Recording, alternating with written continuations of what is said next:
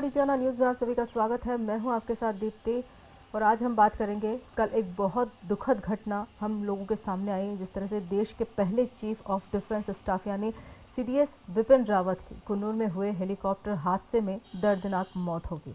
उनके साथ उनकी पत्नी भी मौजूद थी और 12 लोगों का क्रू भी उनके साथ मौजूद था। इन 14 लोगों में से सिर्फ 13 लोगों की मौत हो चुकी है। एक अभी गंभीर घायल है, लेकिन यह बहुत दर्दनाक हादसा था जिसमें 13 लोगों की मौत हो चुकी है। Chief of defence staff CDS general Vipin Rawat और उनकी पत्नी का अंतिम संस्कार की अगर हम बात करें तो वह कल होगा। आज उनकी देह को दिल्ली लाया जाएगा और कल उनका अंतिम संस्कार होगा, अंतिम दर्शन होंगे। इस पूरी खबर पर हमसे बात करने के लिए हमारे साथ जुड़ चुके हैं हमारे संवाददाता राहुल वाविकर जी। राहुल जी, जिस तरह से कल बहुत दर्दनाक हादसा सामने आया है, देश ने एक पहले अपने chief of defence staff CDS Vipin Rawat को खो दिया है। उनकी पत्नी और 12 लोगों की जो बात सामने आ रही है, काफ़ी अच्छे लोगों को खो चुके हैं। क्या कुछ कहेंगे इस विषय पर आप? जी बिल्कुल, बेहद दर्दनाक घटनाक्रम ये पूरा हुआ है जब देश ने अपना पहला सीडीएस जनरल विपिन रावत खो दिया। जिस तरह से पूरा घटनाक्रम पूरे दिन भर चला दीप्ति, वो काफ़ी दिल दुखाने वाला था। जब से इस हादसे की खबर मिली थी उसके बाद से ही लगातार इसको लेकर हर व्यक्ति, पूरे देश के जो तमाम लोग हैं वो इस पूरी घटना को लेकर जानकारी जुटा रहा था। सभी ये प्रार्थना कर रहे थे कि जनरल बिपिन रावत और उनकी जो फैमिली है वो सुरक्षित इसमें बाहर आए इस हादसे में, लेकिन ऐसा नहीं हो सका और देर शाम एयरफोर्स ने उनके निधन की, उनके साथ ही जो 13 अन्य लोग थे टोटल इस पूरे हादसे में उनके डेथ की जो है वो पुष्टि की। बाद में राजनाथ सिंह जो रक्षा मंत्री हैं देश के, उन्होंने भी इसकी पुष्टि की है कि जनरल बिपिन रावत जो है वो इस हादसे में मौत का शिकार बने हैं। कुल मिलाकर ये है कि जब से ये पूरी खबर आई है दीप्ति, पूरे देश में गम का माहौल है और ख़ास तौर से जो डिफेंस से जुड़े जो पर्सनल हैं वो काफ़ी ज़्यादा दुखी हैं, क्योंकि ये पहला ही मौका था जब देश में सीडीएस सिस्टम लागू हुआ था। चीफ ऑफ डिफेंस स्टाफ यानी जो तीनों सेनाओं का जो प्रमुख है वो देश में बनाया गया था और इसकी जिम्मेदारी, इसकी बागडोर जो थी वो जनरल विपिन रावत को सौंपी गई थी। काफ़ी अच्छा काम भी वो कर रहे थे और एक तरह से कहें कि पूरे सेना के जो तमाम तीनों विंग्स हैं उसको एक नया स्वरूप देने का काम जनरल बिपिन रावत ने किया था। इंफ्रास्ट्रक्चर वाइज काफ़ी ज़्यादा मजबूत इन सेनाओं के तीनों विंग को किया था। और ये जिस तरह से अब हादसा हुआ है, हम आपको ये भी बताएं कि जनरल बिपिन रावत का मध्य प्रदेश से भी काफ़ी गहरा नाता रहा है। उनका ससुराल जो है वो मध्य प्रदेश के शहडोल से आता है और यहाँ तक कि जो महू है यहाँ पर भी जनरल बिपिन रावत की ट्रेनिंग हुई है और यहाँ से भी उन्होंने कुछ डिफेंस संबंधित जो कोर्सेस हैं वो यहाँ पे किए हैं। इस पूरे मामले पे दीप्ति हमारे साथ में बात करने के लिए मौजूद हैं कर्नल निखिल दीवान जी। हम उनसे ही बेहद इस संजीदा विषय पर बात करेंगे। सर, ये जो पूरा घटनाक्रम हुआ है काफ़ी दुखद है, जिस तरह से पूरा घटनाक्रम सामने आया। देखिए, किसी भी व्यक्ति को खोना एक बहुत ही दर्दनाक होता है, परिवार के लिए तो है ही, पर जब देश के पहले चीफ ऑफ डिफेंस स्टाफ की इस तरह से मृत्यु होती है तो पूरा देश ही भयाक्रांत हो जाता है और दुख की लहर सब जगह कल से दौड़ रही है। मैं प्रार्थना ये करता हूँ कि उनकी जो दोनों बेटियां हैं वो इस दुखद घटनाक्रम के लिए उनको भगवान बहुत अच्छे शक्ति दे, क्योंकि मिसेस रावत की भी डेथ हुई है। तो उन दोनों बेटियों के साथ आज पूरा देश है और हम सब नमन करते हैं। हम सब पूरे जितने भी सैनिक, जनरल रावत और उनके साथ में जितने भी सैनिक हताहत हुए हैं उनको हम हृदय से सैल्यूट करते हैं और उनके परिवारों को एक संदेश देते हैं कि पूरा देश आपके साथ में है। कल सर जिस तरह से ये पूरा घटनाक्रम सामने हुआ आया था, उसके बाद से ही लगातार पल पल की अपडेट ली जा रही थी। सभी ये प्रार्थना कर रहे थे कि जनरल बिपिन रावत और उनके साथ में जो स्टाफ है, परिवार है, वो सुरक्षित निकले। आप लोगों की, चूँकि आप लोग डिफेंस से जुड़े हुए हैं, आप लोग की किस तरह की मनोदशा रही थी? आप लोग भी क्या किस तरह से जानकारी जुटा रहे थे इसको लेकर? देखिए क्या हुआ है कि आज किसी भी तरह की जानकारी सबसे पहले सोशल मीडिया पर आ जाती है और उसमें कई लोगों ने गलत कमेंट्स भी किए, गलत ट्वीट भी किए हैं। तो अ, मैं पूरे देशवासियों से यही निवेदन करता हूं कि इस तरह का अगर कुछ भी होता है तो जब तक ऑफिशियल नोटिफिकेशन या ऑफिशियल खुलासा नहीं होता है तब तक किसी भी तरह के कोई पोस्ट सोशल मीडिया पर न डालें। और जो फोटोग्राफ्स या वीडियोस शेयर किए गए हैं इनको शेयर करना गलत होता है, क्योंकि चोटें लगी है और दर्द का माहौल है।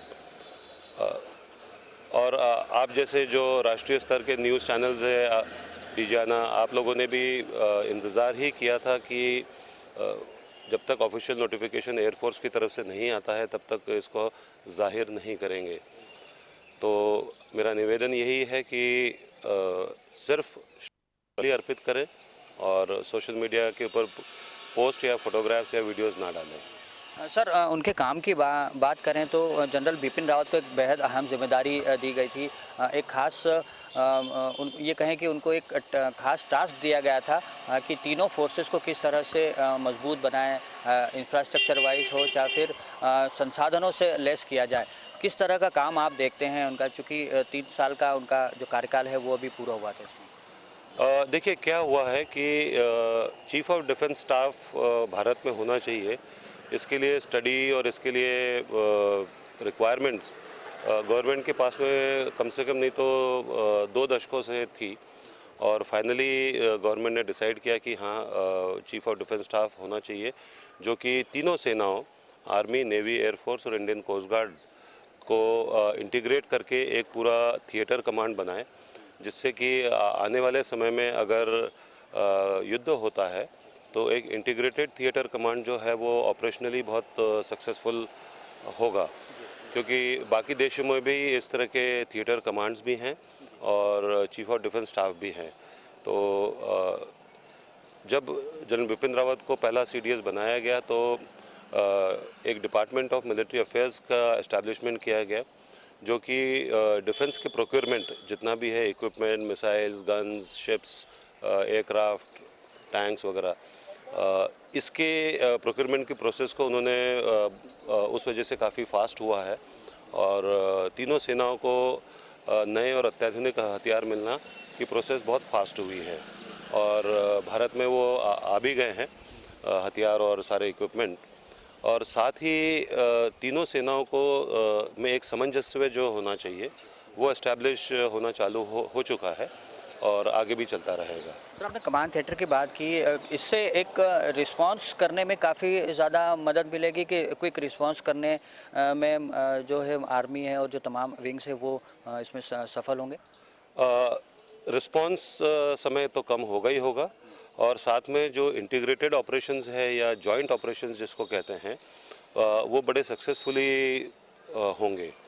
अब जैसे हम भारत की ये स्वर्णिम विजय वर्ष मना रहे हैं, 50 साल जो हमने पाकिस्तान को नेस्तनाबूद किया था, बांग्लादेश को लिबरेट किया था।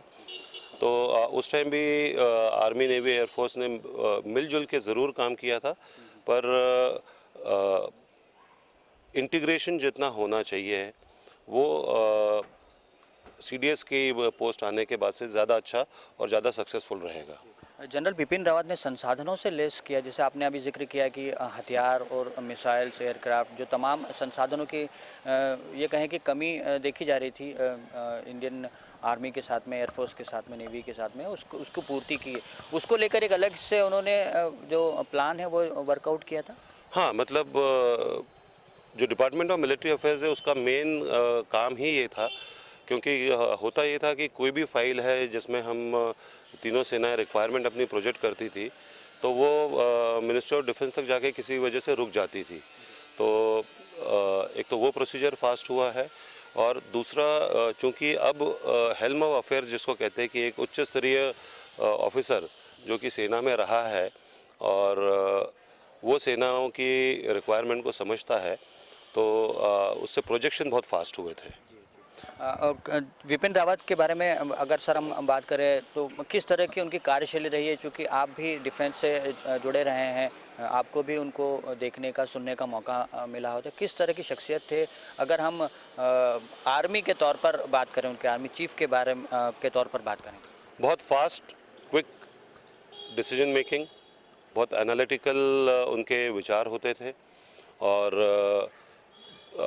एक प्रायोरिटाइज करके उन्होंने पूरे काम किए हैं कि सबसे इम्पोर्टेंट चीज़ क्या है, सबसे इम्पोर्टेंट इक्विपमेंट क्या है, और उसका सबसे पहले प्रोक्योरमेंट के लिए उन्होंने काम किया था। और इंटीग्रेटेड डिफेंस के बारे में तो मैं ऑलरेडी बोल ही चुका हूँ। और एक मोटिवेशन ज़रूर पूरे देश की सेनाओं को, पूरे देश को मिला था कि जब चीफ ऑफ डिफेंस स्टाफ की पोस्ट को क्रिएट किया गया था कि हाँ, अब तीनों सेनाएं एक छत्र, एक व्यक्ति के अंडर में रहेंगी, जिससे कि आगे आने वाले अगर कोई भी ऑपरेशंस या लड़ाई है तो बहुत अच्छे से उसको किया जा सके। सर ये भी है कि उनका बयान पिछले दिनों जब वो टीवी पे, अखबारों में उनके जो इंटरव्यू छपे थे, उसमें उन्होंने ये भी कहा था कि अभी आने वाले जो वॉर होंगे वो पुराने वॉर जैसे नहीं होंगे, काफ़ी आधुनिक तरीके से लड़े जाएंगे और इसके लिए हमें आधुनिक होना पड़ेगा संसाधन वाइज भी, और हमारे जो आर्मी के जो अधिकारी कर्मचारी हैं, हमारे जो सैनिक हैं, उनको भी आधुनिक ट्रेनिंग की आवश्यकता है। तो ये कहीं ना कहीं उनकी एक दूरगामी सोच थी, दृष्टि थी, जो वो देख रहे थे कि इस तरह के जो नए प्रयोग जो है वो भारतीय सेना में करना काफ़ी आवश्यक है। देखिए, ये अब 21वीं सदी की रिक्वायरमेंट हो गई है कि साइबर वॉर्स होंगे, स्पेस वॉर होंगे, सैटेलाइट वॉर होंगे और जैविक वार, जैसे उन्होंने भी कल परसों ही अपना वो दिया था, क्योंकि ये वुहान वायरस जो था ये एक जिसने पूरे विश्व को हिला के रख दिया था। तो जो वॉरफेयर है वो उसकी सीमाएं अब कोई निश्चित नहीं हो जाएंगी कि कहाँ पर वॉर होगा। तो जैसे जनरल बिपिन रावत ने और भी एयरक्राफ्ट कैरियर्स के लिए डिमांड रखी थी और वो अभी धीरे धीरे सक्सेसफुल हो रही है, क्योंकि अगर हम भारत को देखें तो उसका जो पेनिनसुलर जो पार्ट है कि एक तरफ बे ऑफ बंगाल है, एक तरफ अरेबियन सी है और बहुत भव्य इंडियन ओशन है, जिसमें कि हमारा वर्चस्व होना बहुत ज़रूरी है। स्पेशली अगर बे ऑफ बंगाल ले लें तो चूँकि साउथ चाइना सी में बहुत ज़्यादा चाइना का दखलंदाजी हो रहा है, तो उस इलाके में अपना वर्चस्व होना क्वाड के थ्रू भी बहुत ज़रूरी था, जिसके लिए कि सीडीएस की पोस्ट एक इम्पॉर्टेंट डिसीजंस और ऑपरेशंस के लिए क्रियान्वित थी। सर मध्य प्रदेश से भी जनरल बिपिन रावत का काफ़ी गहरा नाता रहा है, उनका ससुराल यहाँ मध्य प्रदेश से आता है। क्या आपको लगता है कि मध्य प्रदेश के लोगों के लिए एक बहुत बड़ी क्षति है? ये देश के लिए तो क्षति है, लेकिन मध्य प्रदेश का चूँकि यहाँ से काफ़ी ज़्यादा लगाव उनका भी रहा है, यहाँ के लोगों का भी रहा है, तो ऐसे में काफ़ी बड़ी क्षति है।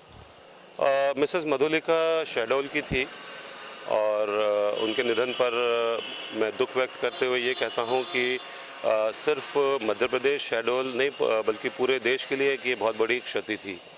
और चूँकि मध्य प्रदेश से सेनाओं में जाने वाले बहुत कम होते हैं, तो मैं ये आह्वान करना चाहूँगा कि इस दुखद घटना से आज के युवा ने ये प्रेरित होना है कि वो भी सेनाओं में ज्वाइन करें, जिससे कि हम पूरे देश को बाहरी शक्तियों से और अंदरूनी शक्तियों से बचा सकें। यही उन्हें सच्ची श्रद्धांजलि होगी, यही उनके लिए सही श्रद्धांजलि होगी। बिल्कुल, आपने सही कहा। सर उनकी अगर हम एकेडमिक करियर की बात करें तो जब वो आर्मी में थे तब उन्होंने कुछ कोर्सेज भी महू से किए थे। कौन कौन से कोर्सेज थे और कितना इम्पोर्टेंट ये कोर्सेज जो हैं वो रहे हैं? देखिए, अगर थल सेना की बात करें, इंडियन आर्मी की बात करें, तो महू जो है यहाँ पर 3 बड़े बड़े विश्व स्तरीय कॉलेज है। Army war college, infantry school और military college of telecommunication engineering. तो सेना के सारे ही अधिकारी और कई जवान भी महू में आते हैं कई सारे कोर्सेज करने के लिए। तो जनरल रावत ने यहाँ पर आर्मी वॉर कॉलेज में जूनियर कमांड कोर्स किया है, सीनियर कमांड कोर्स किया है, हायर कमांड कोर्स किया है। साथ में ही जब मेजर जनरल और उसके आगे की जब उनके प्रमोशंस होते रहे तो महू में उनके विज़िट्स काफ़ी रहे हैं। जैसे जस्ट अभी कल ही जो इन्फेंट्री कमांडर्स कॉन्फ्रेंस ख़त्म हुई है तो पहले वो एज अ पार्टिसिपेंट उन्होंने बहुत सारी बार महू में आए थे। साथ ही as a chief of army staff उन्होंने इन्फेंट्री कमांडर कॉन्फ्रेंस को लीड भी काफ़ी किया हुआ है। बाकी उनके जो कोर्सेज है वो बाहर के फॉरेन कंट्रीज़ में भी हुए हैं और उनकी पोस्टिंग भी बाहर कॉन्गो में हो चुकी है। तो महू से जुड़ना, महू से ताल्लुकात रखना एक आर्मी ऑफिसर के लिए ज़रूरी है, जो कि मैंने भी किया और उन्होंने भी किया है। हाँ जी सर, यंग ऑफिसर्स कोर्स भी उन्होंने इस दौरान किया था यहाँ से? यंग ऑफिसर कोर्स 2 भागों में होता था उनके समय में। एक होता था इन्फेंट्री स्कूल बेलगाम में और एक इन्फेंट्री स्कूल महू में होता था। तो बेलगाम में तो कमांडो कोर्स होता था और इन्फेंट्री स्कूल में यंग ऑफिसर्स कोर्स होता था। सर, एक और सवाल था कि डीएवीवी से भी उन्होंने एमफिल की डिग्री की है। हालांकि ये आर्मी वॉर कॉलेज में रहते ही कोर्स के दौरान ही उन्होंने की थी। उसके बारे में सर थोड़ा सा बताइए कि डीएवीवी से किस तरह से नाता है उनका? देखिए, डीएवीवी से नाता ये है कि आर्मी वॉर कॉलेज के जितने भी कोर्सेज़ हैं वो इंदौर के डीएवीवी यूनिवर्सिटी से एफिलेटेड है। तो जो भी कोई कोर्स आर्मी वॉर कॉलेज में या इन्फेंट्री स्कूल में या एमसीटी में होता है तो उसमें अधिकारियों को या तो diploma, PG diploma, MPhil, PhD वो सारा डीएवीवी से ही मिलता है। पर इनका पूरा जो स्टडी का कार्यक्रम है, ट्रेनिंग है, वो सारा महू के इन कॉलेजेस में ही होता है और डायरेक्ट कोई क्लासेस या ट्रेनिंग डीएवीवी में नहीं होती है, सिर्फ एफिलिएशन है। हाँ जी। तो सर, अब एक बात करें कि अब चूँकि विपिन रावत का जाना है काफ़ी पूरे देश के लिए एक बड़ी क्षति है। महू में भी जो अधिकारी हैं वो उनसे सीधे भी जुड़े रहे हैं, अप्रत्यक्ष रूप से भी जुड़े रहे हैं। तो अब जो जानकारी आपके पास आई है, किस तरह की जानकारी है कि यहाँ पर क्या स्थिति है, इसका कितना एक फ़र्क जो है वो पड़ता है सैनिकों पर, अधिकारियों पर? मऊ में बहुत सारे ऐसे सीनियर ऑफिसर्स अभी भी रिटायर्ड होकर सेटल्ड है जिन्होंने जनरल रावत के साथ में कोई उनके सीनियर हैं, कोई उनके जूनियर हैं, कोई उनके कोर्समेट भी हैं जिन्होंने एनडीए में और इंडियन मिलिट्री एकेडमी में साथ में ट्रेनिंग की है और उन्होंने अपने अपने एक्सपीरियंसेस काफ़ी शेयर किए हैं। और जिस तरह से डेवलपमेंट जनरल रावत ने फोर्सेस के लिए लाई है, उन सब के लिए उन सारे वेटरन्स की तरफ से बहुत तारीफ़ के पुल बांधे गए हैं। पर उन तारीफ़ के पुल के साथ में एक साइलेंट आंसू जिसे कहते हैं वो भी एक आँख से बह रहा है कि उन परिवारों को जहाँ पर क्षति हुई है उनके लिए श्रद्धांजलि व्यक्त करते हुए। सर जी, पेश हुआ है और यह काफ़ी बेहद सुरक्षित हेलीकॉप्टर माना जा रहा है। हालांकि कल वो कॉलेज में जा रहे थे शिक्षकों को और छात्रों को संबोधित करने के लिए, लेकिन जिस हेलीकॉप्टर में वो सवार थे MI-17 V5 जो कि बेहद सुरक्षित माना जाता है, विदेशों में VVIP में यह हेलीकॉप्टर माना जाता है और हालांकि मानवीय त्रुटि इसमें कहीं भी सामने नहीं आ रही है, लेकिन फिर भी क्रैश होना मौसम की गलती से, तो क्या इसकी भी जाँच हो सकती है? सर, एक सवाल स्टूडियो से आया है कि जिस हेलीकॉप्टर में ये पूरा क्रू जा रहा था, जिसमें जनरल बिपिन रावत उनकी पत्नी भी शामिल थी, उसे बेहद सुरक्षित माना जाता है और ऐसे में इसका जो दुर्घटनाग्रस्त होना है वो कई तरह के सवाल भी खड़े कर रहा है। तो ऐसे में क्या इस पूरे मामले की जांच, चूँकि CCS की बैठक भी हुई, ऐसे में अब इस पूरे घटनाक्रम की जाँच होगी?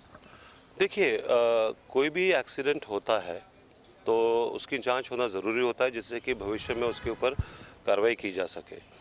और अगर हम किसी भी पायलट की बात कर लें, हेलीकॉप्टर पायलट है या फाइटर एयरक्राफ्ट का पायलट है, तो वो पूरा अंत समय तक अपना पूरा दिमाग का जोर लगा लेता है सुरक्षा के लिए। अब जहाँ पर ये हेलीकॉप्टर लैंड होना था, जिसको वेलिंगटन जिमखाना क्लब कहते हैं, वो एक ऐसे खाई में है, वैली जिसको कहते हैं, और उसके आसपास काफ़ी पेड़ हैं। और ऊटी या वेलिंगटन का अगर वेदर देखा जाए तो वहाँ पर धुंध भी काफ़ी होती है। तो अब इन्वेस्टिगेशन हर एंगल पे होंगे, टेक्निकल भी होगा या सबोटाज का भी होगा कि कोई बाहरी देश के वजह से षड्यंत्र तो नहीं है, और एरर जो है या गलतियां जो है वो पूरी निकाली जाएगी, पर उसको समय लगेगा। और वो पूरी रिपोर्ट अगर सीसीएस की तरफ से या सीडीएस के ऑफिस की तरफ से या एयरफोर्स की तरफ से बाहर निकलती है तो समझ में आएगा कि हादसा हुआ क्यों था। सर, सीसीएस की जो बैठक का जिक्र आपने भी किया, तो ये काफ़ी कम मौके रहते हैं जब सीसीएस की बैठक आहूत की जाती है। अब जो मुख्य रूप से जब कल बैठक हुई थी जिसमें सारे ग्रुप ऑफ मिनिस्टर्स उसमें शामिल हुए थे, कैबिनेट के सारे जो मिनिस्टर्स हैं वो शामिल हुए थे, किन बिंदुओं पर इस पर चर्चा हुई होगी? एक क्या कयास है, क्या अनुमान है आपका? देखिए, सीसीएस के लेवल पे जब चर्चा होती है तो नेशनल और इंटरनेशनल लेवल की भी उसमें डिस्कशंस होते हैं, क्योंकि अगर सेनाओं का रोल ले लें तो हमारे जैसे यूनाइटेड नेशंस के पीस कीपिंग में काफ़ी सारे सोल्जर्स अभी भी डिप्लॉयड हैं। फिर हमारे जो पड़ोसी देश हैं उनके साथ में किस तरह का अभी तक विवाद चल रहे हैं, उसको किस तरह से सॉर्ट आउट करना है डिप्लोमेटिकली या फोर्स की वजह का इस्तेमाल करके। फिर चूँकि इतने बड़े ऑफिसर की मृत्यु हुई है तो क्या क्या इन्वेस्टिगेशन सेना ने, वायुसेना ने, रॉ ने, आईबी ने और तमिलनाडु की स्टेट पुलिस ने करना है, वो सारे डिसीजन से सीसीएस की बैठक में होंगे। और साथ ही शायद ये भी हो सकता है कि एक सोच विचार आए कि अगले सीडीएस कौन होंगे।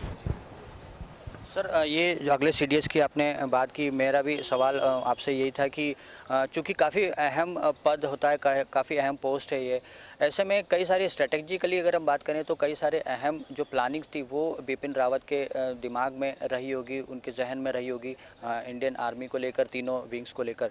अब उसी स्तर के एक अधिकारी को चुना जाएगा नए सीडीएस के तौर पर? देखिए, सीडीएस की पोस्ट इंडिया के लिए एक बहुत इम्पोर्टेंट पोस्ट है, और जनरल रावत के गुजर जाने के बाद में ऐसा नहीं होगा कि वहाँ पर किसी तरह का कोई वैक्यूम हो जाए। डिप्टी सीडीएस हैं और साथ ही अभी गवर्नमेंट डिसाइड करेगी कि अगला सीडीएस किसको अपॉइंट किया जाए। अब गवर्नमेंट पूरे चॉइसेस निकालेगी कि उनके पास में कौन कौन चॉइस है, या तो जनरल मुकुंद नरवणे जो अभी प्रेजेंट आर्मी चीफ है उनको अपॉइंट किया जाए, या जो जस्ट रिसेंटली अभी नेवल चीफ या एयरफोर्स चीफ जो रिटायर हुए हैं, जो अभी भी सीडीएस की पोस्ट के लिए एलिजिबल हो सकते हैं, उनको अपॉइंट किया जाए। तो ये एक बहुत बड़ा स्ट्रैटेजिक लेवल का डिसीजन होगा कि किसको अगला सीडीएस बनाया जाए। इसके बारे में गेसिंग करने से कोई मतलब नहीं निकलता है, क्योंकि फिर से यही देखा जाएगा कि जो भी कोई नया सीडीएस अपॉइंट होता है वो जो जनरल बिपिन रावत ने काम चालू किए थे नहीं सिर्फ उसको पूरा करेंगे बल्कि उसको और आगे बढ़ा के ले जाएंगे, कंटिन्यू करेंगे। तो डिप्टी, यहाँ पे आप हमने विभिन्न पहलुओं पर कर्नल निखिल दीवान जी से बात की और उन्होंने बताया कि जिस तरह से जो ये पूरा एक जनरल बिपिन रावत का जो जाना है वो काफ़ी बड़ी देश के लिए क्षति है।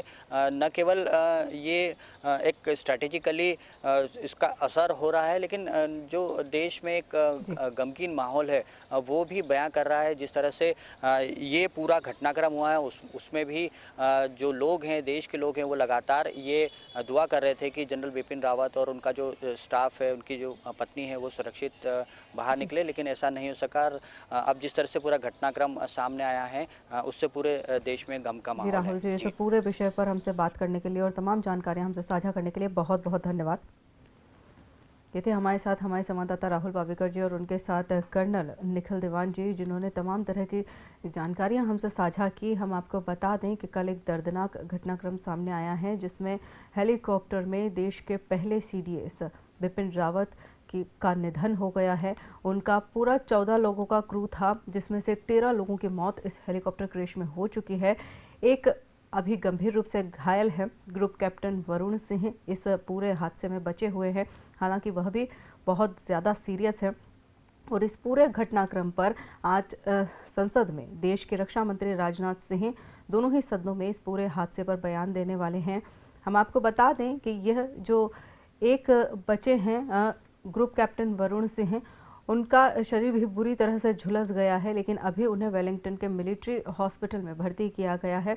इससे पहले वह तेजस फाइटर जेट उड़ाते थे और वहाँ भी एक बहुत बड़ी तकनीकी दिक्कत का उन्हें सामना करना पड़ा था और उन्होंने अपना साहस नहीं खोया था और इसीलिए उन्हें शौर्य चक्र से नवाजा भी गया था। वह अभी गंभीर घायल हैं, हॉस्पिटल में एडमिट है, लेकिन इस पूरे घटनाक्रम में 13 लोगों की मौत हो चुकी है, जो कि काफ़ी देश के लिए एक बड़ी क्षति माना जा रहा है। यहाँ लेंगे एक छोटा सा ब्रेक के बाद जल्द हाजिर होंगे। आप बने रहिए विजयाना न्यूज़ के साथ।